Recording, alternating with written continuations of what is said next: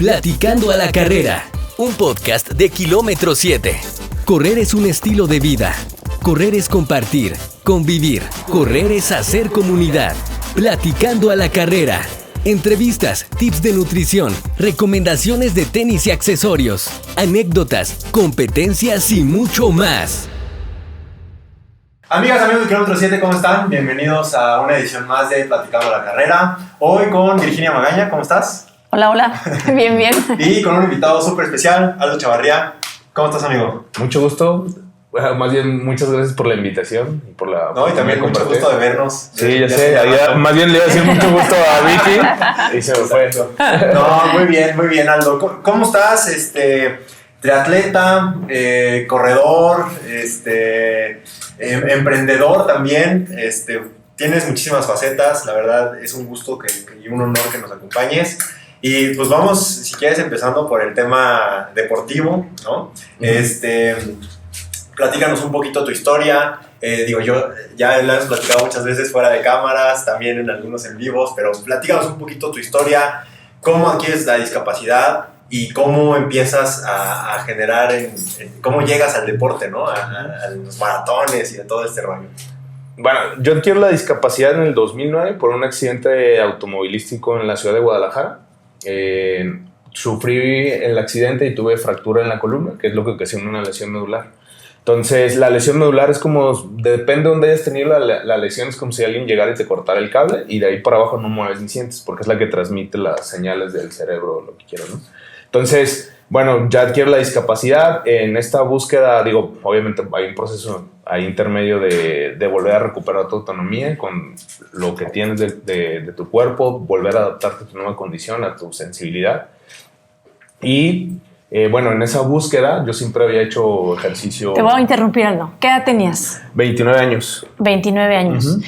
Platícanos, para no saltarnos hasta el tema deportivo, porque creo que es importante y porque puede ser, hay todo un tema, una falta de cultura de entender la discapacidad y de pronto pensamos que hay una discapacidad y brincamos a que tú eres un Ironman hoy y que así fue espontáneo. Y creo que hay que motivar también, es parte de esta charla, ¿no? De sacar a aquellos discapacitados que están deprimidos, que están sin ganas de, ¿no? Platícanos un poquito ese ínter de recuperar tu autonomía, lo dijiste de esa manera.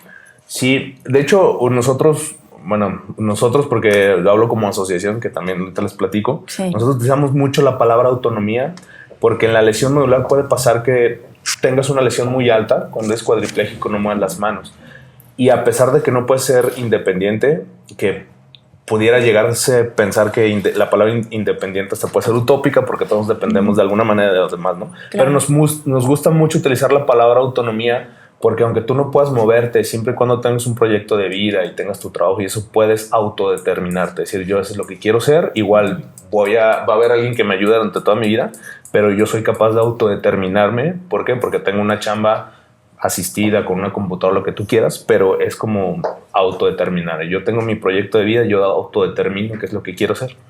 Entonces, en esa búsqueda, primero fue cuando adquirí la discapacidad, pues fue un golpe obviamente muy fuerte, porque pues estás acostumbrado, y más a esa edad, ¿no? 29 claro. Años acá ya tenía tienes el mundo en tus manos. Tenía una pequeña empresa de asesoría de software, era cuando empezabas a ahorrar a viajar, etcétera. Y pues sí tienes esa perspectiva como dices, ya tengo mi vida arreglada. Uh-huh. ¿Sí? Y pues literal, el mundo a mis pies. Y literal de un segundo a otro cambió, ¿no? Y ahí fue cuando te confrontas con muchas cosas, te toca echarte un clavado adentro, hay que conocerse mucho. Y en esa búsqueda, pues primero es ver la manera, buscar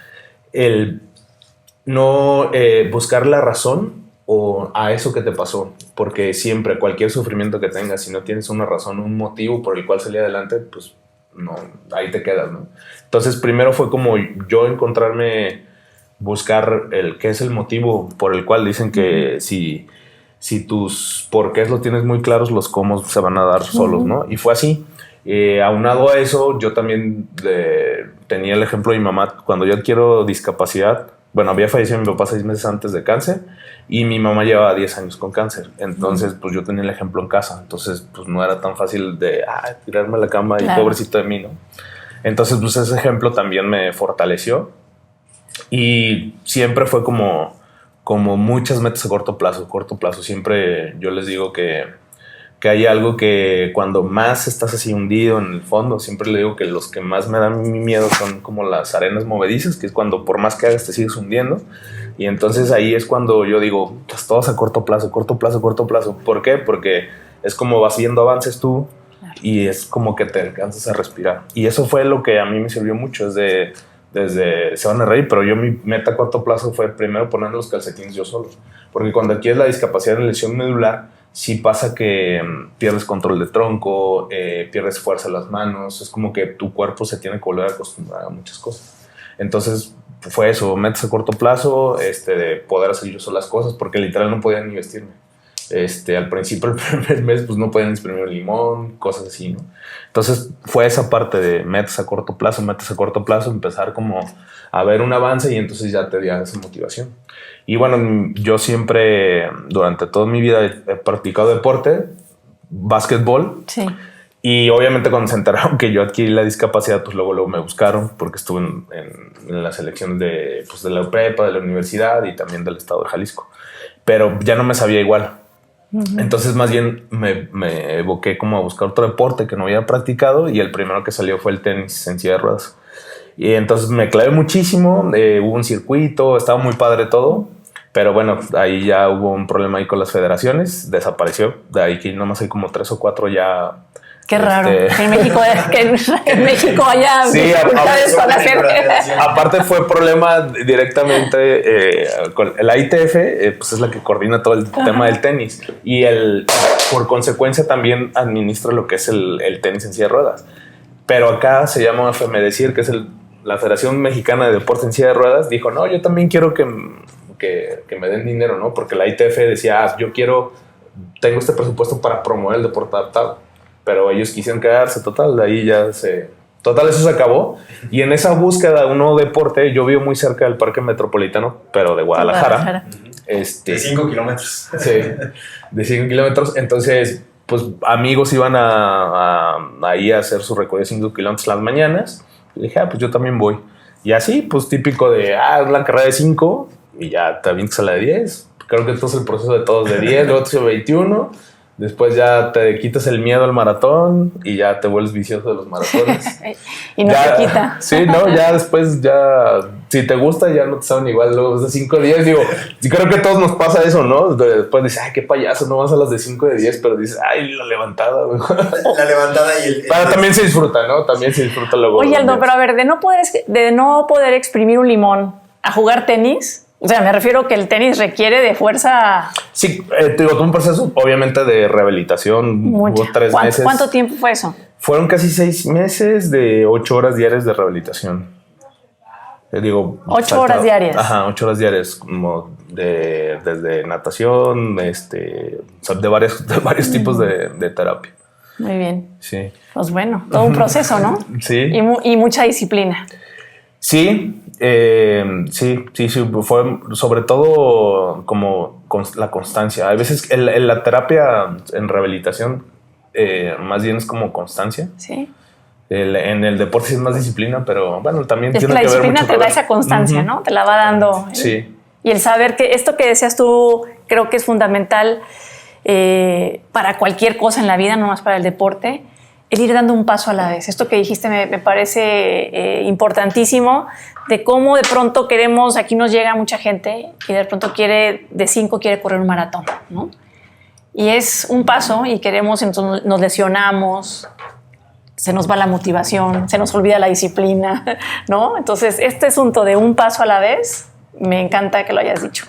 Sí, me parece importante. Y digo, yo lo tomo así como también hasta para rescate, ¿no? De hecho, cuando visito a un chavo que acaba de adquirir discapacidad y que estoy como voy a ayudarlo, siempre le digo, tu tarea va a ser ponerte los calcetines. Y el otro, pues ya que te quiero ver ponértelos, y así le van subiendo. Como que tarea tan fácil, ¿no? Entre comillas, sí. Y después ya se da. Y eso te va abriendo, como que vas uniendo todos los avances y ya, pues ya así entonces es una meta más grande. Exacto. Claro.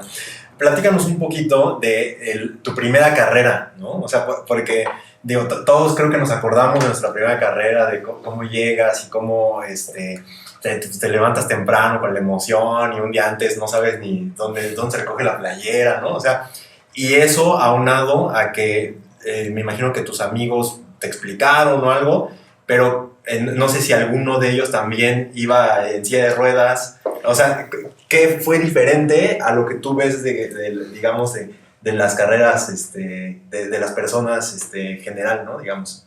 Mi primera carrera fue tal cual de 5 kilómetros. De hecho, fue alrededor, no fue dentro del Parque Metropolitano, fue alrededor del Parque Metropolitano. No era la rock and roll, era rock and roll, no sé, medio piratilla de la rock and roll, era rock and roll. Y fue con estos amigos que corríamos ahí en el Metropolitano y yo era el único en silla. Entonces, pues sí, era muy padre. Creo que toda la primera carrera es como que ahí todos se enamoran del ambiente, de las porras y... la adrenalina. Exacto. Y ahí fue de 5 kilómetros esa. Y sí, fue en el 2012. Ya. ¿Fue algo 10 especial, años. digamos, como en el tema para recoger el kit? O sea, platícame un poquito, o sea, aunado a la discapacidad. O sea, porque creo que muchos no tenemos ni la cultura ni sí, la conciencia. Ni la conciencia, ¿no? O sea, sí, pasa algo. Todas carreras de 5 o 10 kilómetros, en ese entonces pues, no había categoría. De hecho, pues yo llegaba y me preguntaba... sabía que no había categoría, me escribía y ya, a ver, sáquenme. Digo, no, la verdad es que no hubo ninguno. De repente, más bien les daba miedo y creo que eso pasa mucho con la discapacidad. Es como ven a alguien en silla y se dicen, ¿cómo te ayudo? O sea, ¿qué no pasa sabemos si te cómo caes? tratar a las personas Exacto. con discapacidad, ¿no? Exacto. Y de hecho es por eso que en esta búsqueda es persona con discapacidad, porque primero es persona y luego tienes una discapacidad. Y es eso, nada más, pues lo tratas como persona. En discapacidad motora, digo, ya en otros tipos de discapacidad sí. Pero pasa eso, que realmente lo que le tienen miedo es por no saber o la falta de conocimiento y de cultura de discapacidad. Pero realmente en una carrera, pues lo único que necesitas es que te dejen salir, no antes, ni siquiera más adelante y ya. Y todo lo demás es igual. Bueno, habrá rutas que a lo mejor nos cuestan muchísimo. Habrá, obviamente, pues las trail, pues no nos metemos en cosas, pero de ahí en fuera todo es normal. Oye, Aldo, ahorita pensaba y de pronto, visto desde acá, desde el privilegio de correr con las dos piernas, de levantarte, de hacer todo, digo, es un privilegio. Y lo ves desde acá y dices, ay, pues qué chiste, van en la silla de ruedas, ¿no? Traen 2 ruedas. Platícanos un poquito cómo entrenas y de verdad que, o sea, no cualquiera lo hace, me queda claro que no, o sea, tengo esa conciencia, ¿no? Pero en general la gente, yo he escuchado comentarios, bueno, pues van en la silla, ¿qué chiste tiene? Tiene mucho chiste. No, de hecho, a quien quiera, quien quiera más, cualquiera de ustedes, es más, a cualquier maratonista, les doy 1 kilómetro en silla, no lo aguantan. No, y les pago lo que quieran, no lo aguantan. Claro. Porque es otro tipo de músculos. Es como, pues, si de repente a ti te pongo a hacer press de pierna y te pongo 100 kilos, pues... Claro. Y tú dices, no, pues yo soy maratonista. Dices, pues no, o sea, no, es porque trabajas otro tipo de músculos. O sea, yo tengo desarrollados los hombros. ¿Cómo entrenas? Tal cual, en tema de carreras es lo mismo. O sea, al final de cuentas, Salirte. El nombre es deporte adaptado. Nada más lo adaptas a tus necesidades. Pero pues es lo mismo. O sea, un día haces distancia, otro haces sprint, haces pista, haces subidas, haces fuerza. Digo, la fuerza la haces diferente. Claro. Haces gimnasio. Todo es igual. Nada más lo adaptas a lo que necesitan. De hecho, muchas veces les digo que el deporte adaptado no tiene que ver no solamente con personas o paraolímpicos. El deporte adaptado es tu deporte, adapta a lo que tú necesitas y es una actividad. Y estamos viendo, por ejemplo, en la tercera está el cachibol, que es como voleibol, pero no lo cachan. Sí.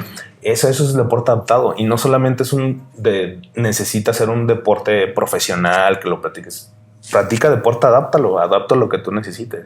Y muchas veces ahí es cuando dicen, es que cuando pones pretextos. Y ahí precisamente es, adapta tus necesidades. O sea, adapta lo que tú quieras, tu actividad, a lo que tú puedas y a tus capacidades. Claro. ¿Cómo empezaste después del accidente a adaptar precisamente esta vida diaria, ¿no? Y combinándola con el deporte? Porque al final, pues tú también, como muchos que nos ven y nosotros mismos, pues tienes una chamba, tienes horarios, tienes otras cosas que hacer, ¿no? O sea, y pones el deporte muy en el centro de tu vida, ¿no? Entonces, ¿cómo empezó esta adaptación también, digamos? Digo, obviamente porque me encanta el deporte y también porque de alguna manera para mí el deporte es importante porque si para las personas convencionales es importante, para mí todavía más. Yo me atrofio y me cuesta más trabajo hacer las cosas. Subo de peso y me cuesta más trabajo hacer las cosas. Entonces es como estar manteniendo y también, pues ya sabes, todos los beneficios de un deporte, la parte psicológica, todo el mundo sabemos. Creo que la mayoría de los corredores, que el 60-70% es liberar la mente y liberar ahí nuestros demonios que tenemos en la cabeza, ¿no? Y parte también de eso es enfocarme en lo que es el deporte. Y pues, sí, fue trabajoso y más haberme aventado el triatlón, porque para sí, una persona convencional del triatlón es, pues vete a nadar y pues tienes que traer equipo de natación, gorra, paletas, gogles, todo. Ajá, bici, pues métete todo el kit de zapatillas, ánforas, potenciómetro, casco, lentes, guantes, más lo del día a día que más y ya si le quieres, exacto, y ya si quieres irte a topa de gama a ofrecer, pues ahí ya te va. Y en el tema todavía a la corrida, pues yo tengo otra silla especial y también ahí todavía es otro equipo especial porque son venticulares, son tubulares, también necesitas tener el velocímetro, casco, digo, pues es el mismo, pero todo eso, y aparte mis traslados son en silla de ruedas, entonces pues sí es de hecho es mucho más trabajoso para el equipo, para una persona con discapacidad que una persona convencional. ¿Y cómo es que, haz cuenta, empiezas con el tenis, dices, oye, pues yo voy a empezar a correr en la silla y empiezas, yo cuando te conocí, usabas literal esta silla, yo no sé si esta, pero una muy parecida en el Ultra de Jalisco. Uh-huh. Y, o sea, ¿cómo empiezas, digamos, a adquirir estas herramientas? Y además, ¿cómo empiezas? Porque digo, ahorita nos platicas un poquito en tiempos, pero tenías tu empresa de software, me imagino que ya no la tenías y empiezas a generar otras cosas. Esa parte me interesa mucho conocer cómo adaptaste esa parte. Ok, primero cuando sí le seguí por esa parte, porque la verdad como ingeniero de software me permite como trabajar desde varios puntos, entonces seguí por ese lado. Ok. Y en el tema en el deportivo fue como algo que me ayudó mucho a mí para avanzar más rápido, es que muchas veces nosotros nos preguntamos, cuando me gradúe y haga esto, entonces voy a tener mi carro. Y cuando tenga mi carro, entonces ya después voy a querer una camioneta. Y entonces siempre estás esperando a esto y esto. Y algo que a mí me quedó claro es, a ver, esto es lo que tienes de tu cuerpo, te sirve la mitad, es lo que tienes y es lo que hay. Con eso vas a vivir. Entonces, mi filosofía mucho es, a ver, esto es lo que hay y haz lo que puedas con eso, ¿no? Entonces, yo cuando quería el deporte, pues digo, pasaba que empezaba a ahorrar y tengo una asociación que apoyamos a personas con discapacidad y de repente pues tenía para la mitad, supongamos, de mi silla de pista y de repente pues veía que 4 no tenían silla de uso diario. Pues ni modo, ahí va, ¿no? Y así pasaba siempre. Pero ahora es como mi filosofía de, ahorita esto es lo que hay, ¿lo quieres hacer o no? Pues me encantaba correr, pues ahí sí me aventé medio maratón, mi primer maratón, el de la Ciudad de México.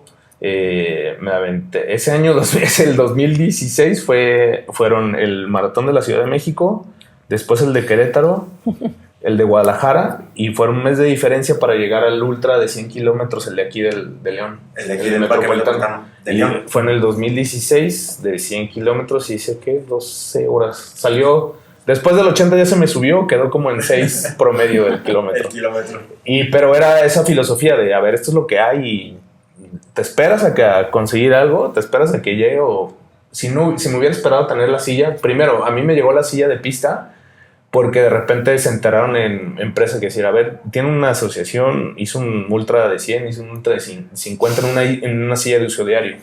Entonces, pues seguramente va a ser algo especial cuando... Entonces me llegó donada la silla. Entonces, pues de alguna manera todo lo que yo doné se me regresó de esa manera. Entonces ya cuando llegó la silla, pues a mí me llegó por todo lo que había hecho. Entonces si no me hubiera esperado tener la silla de pista, pues me hubiera privado de 15 maratones, un ultra de 50 y un ultra de 100. Ya ahorita con la de pista, pues ya se me hacen más fáciles, ¿no? Pero si me hubiera privado de esa parte, si hubiera estado en el que, ¿qué pasa cuando me voy a esperar a que me llegue esto? Me voy a esperar, pues no hubiera hecho tener todas las condiciones, ¿no? Exacto. Y primero llegó la silla de pista y luego, a mí antes del accidente, siempre me había llamado la atención el triatlón, pero no lo tenía en la mente. Y primero fue eso, ¿no? Se dio la silla, la de pista, y de repente por ahí me llamó la atención una handbike, así, empecé a nadar y ya después pues le empezamos a hacer. Y medio me tocó abrir brecha porque en ese entonces nada más había otra persona en silla de ruedas que hacía triatlones y nada más hacía distancia sprint y nada más. Oye, Aldo, a ver, tocaste un tema muy importante y creo que ahí habla mucho de tu personalidad y de tu conciencia de no nada más de tu discapacidad, sino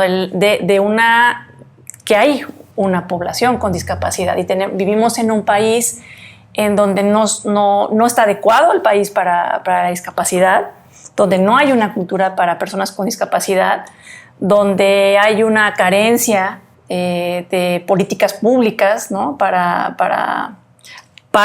que el mundo se adapte, el país, las ciudades se adapten. Y tú esto que decías, yo veía que alguien y iba para la silla mejor para alguien más, ¿no? Entonces creo que ahí hay mucha conciencia de tu parte, de una realidad que no nada más es la tuya, sino que es la de un montón de gente, ¿no? Esa es una parte, tienes una parte de activista, ¿no? Porque las personas con discapacidad pues también se vuelven activistas, así como las mujeres, ¿no? la diversidad sexual, etcétera. Ustedes se han convertido también en activistas.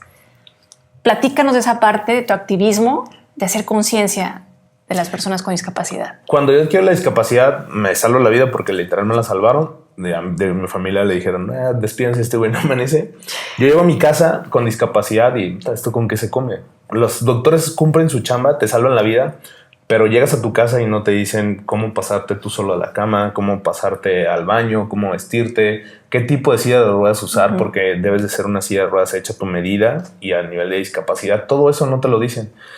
Y ahorita afortunadamente ya las redes sociales permiten mucha comunicación, pero hace 12 años no había esto. Y de todas maneras ahorita todavía es difícil.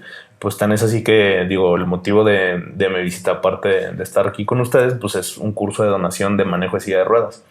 Entonces en esa búsqueda yo dije, oye, ya tenía mi carrera terminada, tenía un empleo, tenía el apoyo de mi familia, de mis amigos, y de cierta manera pues tenía proyectos ahí y me pega con toda la discapacidad. No quiero pensar cómo le podría llegar a alguien que no tuviera estos privilegios o estos... Sí, una red de apoyo muy grande. Exacto. ¿No?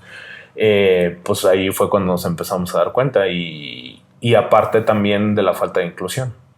Que aparte, pues la falta de inclusión nos afecta a todos, entonces pues entre más abonemos a la inclusión, siempre les digo que tarde que temprano todos vamos a experimentar la discapacidad, ya sea por algún accidente momentáneo o la edad que nadie se salva al disminuir nuestras capacidades. ¿Cómo se llama tu asociación? Don Bosco sobre Ruedas. De hecho, también aquí opera en la ciudad de León. Somos miembros del Consejo de Discapacidad a partir de este año y ya aquí lleva 5 años operando en la ciudad de León. ¿Y qué hace la asociación? Lo que hace es brindar acompañamiento durante el proceso de reintegrarse a la sociedad. Porque operamos con discapacidad motora, discapacidad adquirida. Es decir, pues si bien a lo mejor no puedes mover los pies, no puedes caminar, en algunos casos a lo mejor tampoco las manos, pero sí puedes salir adelante, hay muchos medios. Es como educarlos, de cuidar tu cuerpo, ver lo que pueden hacer y sacar lo mejor de ellos. Pero literal, lo principal es reintegrarlos. Ok, bien. Pues aprovecha un comercial para si por ahí hay donadores. De hecho, ahorita estamos en una campaña con doTERRA, los aceites esenciales, ahí el comercial. Pero bueno, por cada peso que donen, ellos lo duplican a través de su página y todo eso va para sillas de ruedas. Y puede haber donativos directos. Sí, también puede ser. Tienen deducible de impuestos, todo. Somos una donataria autorizada. En redes sociales está Don Bosco sobre Ruedas, también en Facebook, Don Bosco sobre Ruedas AC. Y la página de internet también es donboscosorredas.org y ahí viene, si quieren conocer más, también a donar y apoyar. Y bueno, no te hagas el humilde. ¿no? Porque antes de que el tema del Iron. No, antes de que empiece el tema, porque el complejo, no sé cómo llamarlo, que están haciendo, platícanos de esa parte de... Se llama Centro Latinoamericano de Atención a Lesión Medular. ¿Por qué le pusieron latinoamericano? Porque es el único en su tipo en toda Latinoamérica que se enfoca en el tema de lesión medular, y de hecho el 80% de ese proyecto fue apoyado por el gobierno de Estados Unidos. Muy bien. Pues, y está en Guadalajara. Está en Guadalajara. Entonces también si quieren conocer más, de hecho apenas llevamos un mes operando. Ya opera. Sí, ya ahorita estamos con los becados de nosotros, estamos ajustando detalles y pues yo creo que ya en enero ya empezamos con público abierto. Ok, porque vi también, bueno, a través de tus redes sociales he visto que va por etapas también. Y sí, creo que ahorita es una etapa. En la etapa 1, ahorita es la parte de fisioterapia, lo que es la parte de gimnasio, la parte de electroestimulación, y luego va a haber otra etapa donde va a haber la alberca, el tanque de hidroterapia y alberca semiolímpica, y otra etapa donde también va a haber una cancha de usos múltiples con otra de ellas planada. ¿Dónde lo podemos ver, Aldo? En redes sociales, ahí está.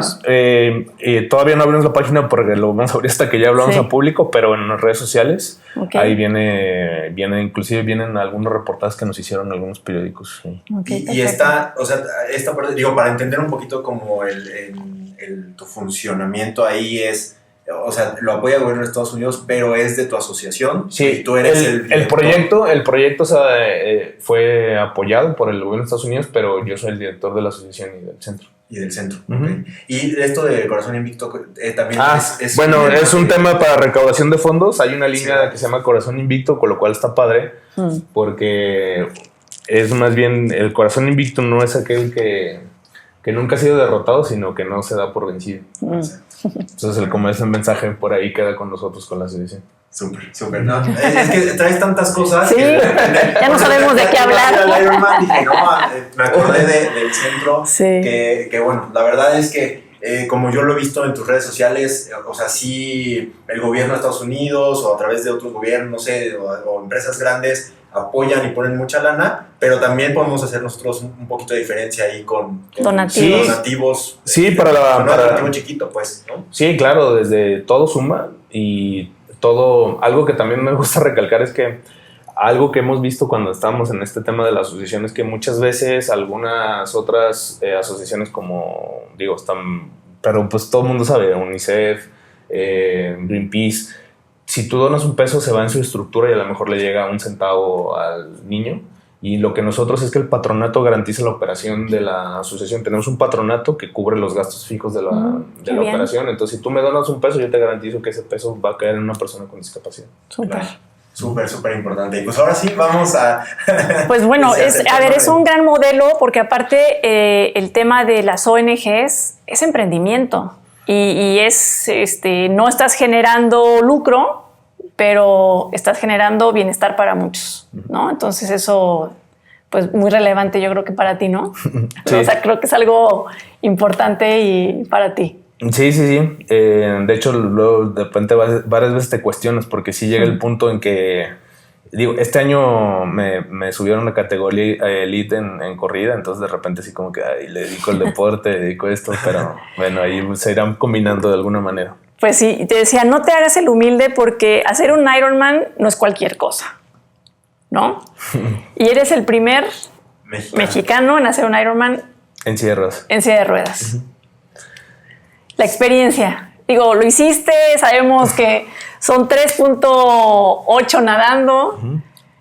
180 en bici. 180 en bici, 42 corriendo. 195. 195 por el maratón. Sí, también cuentan. Sí, lo siento. Y esos cuestan un montón, ¿no? Bueno, en el aire no, porque ya vas en la alfombra. ya es lo último. Y ya te están empezando a gritar, entonces ya hay. Pero es un gran logro. Sí. Un Ironman es como una batalla interna. Es como una guerra ese día. Tú puedes tocar de todo, entonces... Sí, fue algo muy especial para mí, de locuras, porque el 2018 hice todas las distancias de triatlón, hice sprint, hice olímpico, hice medio Iron, hice el completo, pero el primer Iron que hice, precisamente porque todavía no están bien adaptadas las reglas, nosotros tenemos el mismo límite de tiempo en cada una de las disciplinas. y al final te suma todo, pero nosotros en la corrida somos más rápidos y ahí es donde recupero. Entonces yo termino la natación bien, me paso del tiempo de la bici y me dicen, ya te pasaste, pero no sabemos qué va a pasar porque tenemos que ver si quieres seguir corriendo, lo puedes hacer, pero no te garantizamos que te vamos a poner eso. Lo acabo en 13 horas 30, o sea, el límite son 17, el global sí lo cubrí, pero me pasé el tiempo de bici, pues me aparece un DNF. Entonces, pues fue retador para mí. El 2019 me lesiono, de hecho el 2019 nada más hice el maratón de Guadalajara porque me lesioné nada más. Me lesioné los lumbares.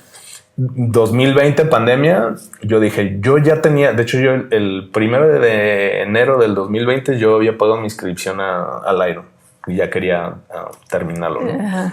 Entonces viene la pandemia y yo dije, pues no sé qué va a pasar sobre todo por si se va a hacer el evento o no.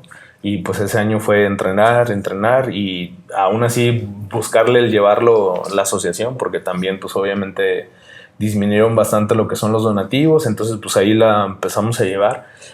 Y en el 2020 es cuando lo vuelvo a hacer y ahí sí ya... ¿Dónde lo hiciste? En Cozumel. En Cozumel. Y buen tiempo, la bici no hubo problema. El primero fue en 12:41, perdón. 12 horas 41. Y pues no me había quedado a gusto. Y el siguiente año... aparte hubo algo muy especial. Ese año Cozumel, como fue el único de los pocos Iron que se hicieron a nivel mundial, pues me tocó competir con el que tiene el récord mundial de mi categoría. O sea, siempre les digo, pues así como los futbolistas de repente quieren jugar con Messi, o si eres basquetbolista quieres jugar con Jordan, a mí me tocó competir con Thomas Furgey, que tiene el récord de mi categoría. Es una locura para mí. No creo que lo lleguen a igualar en toda la historia, así como está Messi, es la misma categoría de Thomas Furgey. El tiempo de Thomas es de 8 horas 10. Una locura. ¿Por qué? Porque el tema de natación, natación salió con los elite nadando y no tiene piernas, no mueve las piernas. La bici rodó a 32 kilómetros por hora, los 180. Y es una locura. Entonces a mí me tocó competir con él. Obviamente me ganó, pero pues ahí hubo mucho que platicar ahí. Y ya el siguiente año le bajé el año pasado le bajé 1 hora, 11 horas 21. Le iba a bajar más, pero dentro de... ¿Por qué les digo que es toda una odisea? Porque en la corrida, como yo voy más rápido, generalmente va alguien, una moto o una bici gritando o pitando. Sí. Pues no sé, en una de las vueltas no se pusieron. Pues me llevé un cristiano y se me rompió el posapiés de la silla y total ahí perdí más de 20 minutos porque sí quería bajarle de las 11 horas, pero bueno. Y la humedad de Cozumel. La humedad. No es cualquier cosa. Sí, la corrida sí está bastante pesada. Sí. Y bueno, fue como motivación para mí de siempre me gustan los retos grandes, ¿no? Por eso pues, cuando el ultra de 100, el de 50 y fue como ponerme ese reto de primero demostrarme que pues los límites yo los pongo y también demostrarle a los demás que los límites solamente están en la cabeza. Yo siempre les digo que yo la silla de ruedas lo traigo en las nalgas, no en la cabeza. Y es eso. ¿Cuándo te das cuenta que eres el primer mexicano que lo vas a hacer? No, ya sabía. O sea, pero ¿en qué momento te das cuenta? ¿Antes de no, voy a meterme al Ironman, o primero lo decides y luego te investigas y te das cuenta?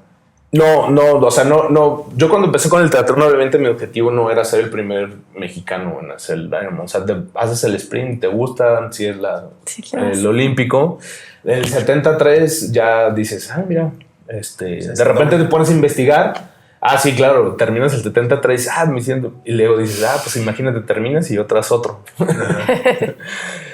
Bueno, en esto que te contaba que de por qué brinqué o cómo supe de que iba a ser el primer mexicano, pues ya cuando era del 70, de repente sí alguien me dijo, oye, pues según yo nada más hay 2 personas con discapacidad mexicanas que han hecho Iron, un ciego, Marcos. Rafa Jaime, ¿no? Rafa Jaime lo hizo después. De hecho, Rafa Jaime lo hizo en el 2020, el año pasado lo llevó Luis Álvarez, su guía fue Luis Álvarez, y de hecho ahí coincidimos. No lo había hecho, en ese entonces era Marcos, Marcos, que le mando un saludo, él vive en Playa del Carmen. Y Rubén Grande, amputado. Y nadie en silla de ruedas no había. De hecho, el único activo en ese entonces era yo. Entonces, pues ya nada más era preguntarle a la Federación Mexicana, que de hecho ellos estuvimos ahí analizando y no. Termino y les recuerdo y volvieron a checar y si me dijeron, no, si eres el primero. Te lo pregunto y a lo que quería llegar es, cuando tú sabes esto, o sea, me imagino por tu personalidad y por lo que me estás platicando que fue un reto, me lo imagino. Y te quiero preguntar si sí fue un reto, y la otra es preguntarte a quién fue el que le contaste primero y qué te dijo. O sea, ¿con quién refutas No, ¿a quién le dices, por ejemplo, llegas a algún lado y le dices, oye, voy a ser el primer mexicano? Y o sea, a lo mejor habrá quien te diga, no creo. O habrá quien te diga, güey, qué chido, ¿cómo te ayudo? ¿Qué hacemos? O sea, me interesa mucho. Nunca fue, no, o sea, nunca levanté la bandera de apóyame porque quiero ser el primer mexicano. Voy a hacer mi algo. No, pero ¿quién es, digamos, esta red que te borras? Mis entrenadores. Ok. Sí, o sea, fue como platicarlo ahí con... O sea, llegaste y dijiste, voy a ser primero, y obviamente, me imagino, te dijeron, qué chingón, vamos a darle. No, o sea, te digo, yo ya estaba inscrito, pero no sabía que iba a ser el primero. O sea, ya sobre la marcha que te empiezas a familiarizar más. Ya fue consecuencia. Sí, ya cuando empiezas a familiarizar más con el teatrón, que empiezas a conocer a todos los Ironmans y demás, que te empiezas como a dar a conocer, pues es cuando me di cuenta de eso. No fue el objetivo, o sea, no fue como que quiero ser el primer mexicano en Ironman. O sea, yo quería ser el Ironman y ya sobre la marcha vi que iba a ser el primer mexicano. Que de repente sí hubo dos, tres que en silla de ruedas que sí me dijeron, yo quería ser el primer mexicano. Y le digo, pues yo no. Bueno, lo pudiste haber hecho. Ni modo, soy yo. Hasta la fecha nadie lo ha hecho. Entonces, hay un chavo, le mando un saludo a Pepe de Mexicali. De hecho, él ya me confesó que se quiere brincar y quiere ser el primero en Kona. Es que curiosamente nuestra categoría califica en 73, no califica en full. O sea, oye, pero ¿ya viste la noticia? ¿De Kona mujeres? No, pero a Nisa. Bueno, es que la noticia fue que Kona solamente va a estar para mujeres y hombres se van a Niza. Que eso es toda una controversia, pero bueno. Sí, yo tampoco estoy tan de acuerdo. Eso nos dará... No, está terrible. Yo sí quería hacer Kona por la altimetría y todo. Esperemos que regrese. Pero bueno, puede ser que a lo mejor a los discapacitados nos dejen allá, pero bueno, porque según yo, no he visto la altimetría de Niza, pero según yo no tiene nada que ver con Kona, pero... Sí, pero bueno. Pues muy bien, pues... Ironman. ¿Y traes ya algo en mente así como que digas, ahora, porque empezaste en 5, echaste ultra 100, Iron, o sea... Sí, me han estado, por ejemplo, hay los ultra 515, de hecho me han buscado y me dijeron, si lo haces, no te cobramos inscripción y no sé qué. Le digo, no, pues la inscripción es la de menos, vengan a entrenar por mí. Esa como quiera sale. Sí, siempre me dicen que wow, ese día el Ironman, digo, no, lo más difícil del Ironman es el entrenamiento. No, o sea, ese día te paras y digo, sí sufres, pero lo disfrutas mucho. Claro, no. Pero lo más difícil del Ironman es el entrenamiento. Llegar para disfrutarlo se requiere mucho. Sí, llegas a un momento en que ya dices, ya quiero competir, ya no. ¿Y te traes ganas del ultraman o no lo ves No lo veo tan, o sea, no lo veo tan, o sea, no me llama tanto la atención. Si acaso sería el non-stop porque no me llamaría la atención hacer una distancia y un día y descansar el otro. Si acaso el non-stop, pero no creo. Yo creo que lo que siguiente voy a buscar sería Kona. Seguir por el camino del Iron, crecer. O Niza. Ojalá nos dejen a nosotros en Kona. Digo, aparte, creo que todos... O sea, por lo difícil que ha sido calificar a los años anteriores, creo, después de pandemia creo que ya está... Si no me equivoco, hasta el año pasado empezaron a vender lugares también. Sí, de hecho iba a ser pero aparte, de verdad, perdón, porque creo que sí es un tema que va a crear mucha controversia. Es como si Wimbledon se lo mueven a Nueva York. Sí, claro. O sea, es lo mismo. O sea, no puedes cambiar o sea, creo que Ironman se ha vuelto, en términos como de empresa, ha caído en muchas controversias también, ¿no? Y, o sea, ha sido como más el business por el business que por el deporte. Sí. Y creo que esto de Niza, de Kona, hacer el mundial de Kona, y ya no va a ser Kona, o sea, va a ser Niza. Entonces sí, hoy yo vi las redes y estaban desatadas con el tema. Sí, no lo dudo. Yo ayer que vi, dije, seguramente no he visto ahorita redes, pero sí debe ser un... Sí, la controversia es noticia. En el mundo del triatlón es una gran noticia. Sí, entonces, digo, ya si quiero llegar a Kona, ya implica varias cosas. Necesito cambiar la bici y esas son cosas que luego se vuelven más complicados. En mí solamente hay 6 marcas de bici tope de gama que pudiera usar para competir. Pues obviamente el tema, como tiene que ver con las aseguranzas y el tema médico, te sale más cara una silla, una handbike tope de gama que una de contra. Digo, no te vas con una Chipianello o algo, pues que sí ya son más caras, pero sí más o menos está sobre cero. Cuando dices, pues debería ser un poco más barato, pero no. Entonces, sí me toca buscar cambiar la bici de mano y luego buscar calificar con. Bueno, yo creo que ya sería 24 más o menos. Sí. ya no alcanzamos. Oye, platícanos un día tuyo. O sea, eres un cuate súper activo, estás en muchos frentes, estás en muchos lados. ¿Cómo organizas tu día? ¿Cómo entrenas? ¿Haces dobles sesiones, me imagino? Sí, veo, por ejemplo, es como he establecido, por ejemplo, casi la mayoría de los triatletas como que es muy parecido, ¿no? Pero varía los días y qué días. Pero, por ejemplo, lunes es mi día de descanso activo, nadar. Martes, en la mañana es bici y a lo mejor una sesión de fuerza. Y luego los miércoles es sesión casi siempre de pista y por la tarde natación. Bueno, obviamente entre esos lapsos trabajo, ¿no? Entonces empiezo a entrenar como a las... Bueno, cuando hago distancia Iron sí empiezo a entrenar a las 5 de la mañana, termino 8 y pues de ahí vete a bañar, a las 9:30 estás trabajando. Bueno, y las mañanas. Los jueves, las mañanas es también bici, después corrida y ya en la tarde casi siempre nada. El viernes es correr y luego natación. Los sábados es bici con algunos arranques, digo, obviamente varía de lo que estés preparando, y el domingo es distancia de bici, de carretera. Te lo pregunté en redes sociales, pero me gustaría que quede grabado el tema de la pista, porque empezaste hace poco a hacer pista, ¿verdad? Sí, este año empecé con la pista. Ya, ¿y en qué carril haces la pista? En el 5. ¿Y les vas gritando pista a todos o ya todos se pusieron de acuerdo? ¿Cómo es ahí el rollo? Porque me imagino que agarras una velocidad. Las reglas son las mismas, de hecho es una convivencia, o sea, si cumple las reglas de pista, aplica para todos, con o sin discapacidad. O sea, obviamente, pues es de tu carril, no te uses de carril, ya si va alguien más lento lo dejas pasar, todos igual. Acá pasa que como los miércoles, curiosamente los miércoles van todos muchos equipos de triatlón a competir. También coincido con Citlali, que ya dio marca para Olímpicos Citlali. Entonces, bueno, ahí como ya me ubican, el 5 me lo dejan. De repente si llega alguien, ya le grito pista y se abre.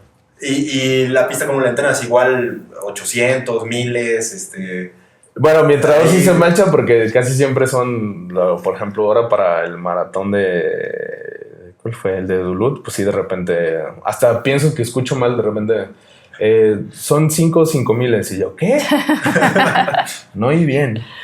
Y ya me dijo, bueno, te hago un descuento. Y ya 4 así, pero sí. 5 miles. Digo, es la máximo que llegaron. Sí. Digo, no lo haces cada semana. No, generalmente son 800 miles. ¿Y agarras qué velocidad más o menos o qué ritmo vas en la pista? En la pista nosotros somos más lentos porque... ¿Por las curvas? No, por el tartán. Por la se hunden. Y si por ejemplo, una pista mondo, pues, es chulada, pues obviamente nosotros somos más rápidos porque es un poco más dura. Okay. En la normal sí somos más lentos porque es como si rodábamos en alfombra.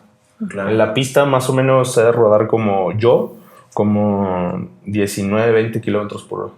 Okay. Ya velocidad. Pues. Sí. Y vas en modo correr, digamos, ¿no? Sí, sí. Pista de correr, en la silla de pista. Correr. Sí, de que la diferencia que muchos se hacen bolas, por ejemplo, la handbike, yo voy acostado y tengo cambios. Tengo cambios y tengo frenos, tengo disco, plato chico, plato grande, 11 cambios. Y en la silla de carreras, con la que hago el maratón, es puro impulso. Ahí no hay cambio más que tu freno. Que bueno, que no es un freno, es nada más para bajar velocidad. Y es puro impulso. O sea, no hay cambios, es puro impulso, ¿no? ¿Has tenido algún accidente o algo porque agarras una velocidad brutal en la... En la handbike he llegado a 80 en las bajadas. En el macrolibramiento de Eva he llegado a 80. Pero, digo, pues promedio ahí varía. Te lo pregunto porque me acuerdo que en el maratón precisamente en el de León, me platicaste que tuviste algún tema ahí en la silla. Hecho la madre. En uno de los topes que estaba muy alto y agarró el posapiés y se rompió y salió volando. Lo bueno es que ¿Tú saliste volando también? No, nada más el posapiés. Okay. Sí llegan a pasar accidentes. Puede ser o por un tope que no viste o también en las curvas cuando arrancamos todos más juntos. Pero si he tenido accidente, mi primer triatlón me volqué de la bici. Y fue en La Paz y fue porque la ruta de sprint agarras como una glorieta y mis pies en la bici van extendidos sobre digamos lo que es el volante, por así decirlo. Entonces las curvas son muy amplias mías. Entonces al momento de agarrarla, a pesar de que yo por el carril pegado del carril derecho, en la glorieta, alguien se desespera de la bici y me rebasa por el lado derecho. Entonces yo para no llevarme, tuve que dar la vuelta con el mismo ángulo y pues quedé así como tortuguita. Pero lo bueno es que alguien llegó luego y nada más me jaló y ya le seguí. O sea, duré, yo creo que 20 segundos así volteado y alguien de atrás se paró, me jaló y ya le seguí. Como Mario Kart. Sí, tal cual. Hace como si me hubiera sacado la grúa otra vez y ya sigue así, tal cual. Aldo, pues...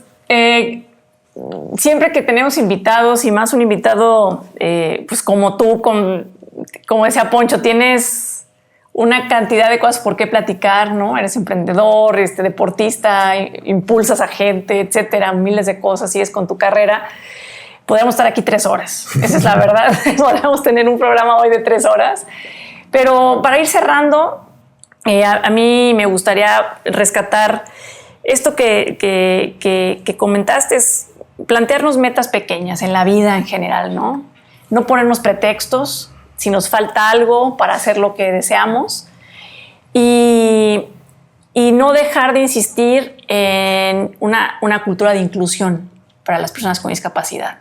A este país le falta mucho y creo que personas como tú hacen que creamos conciencia quienes a veces no la podemos tener o hay gente que no desea tenerla y creo que es esto que tú dijiste muy claro, las personas con discapacidad es eso, primero son personas y después viene la discapacidad.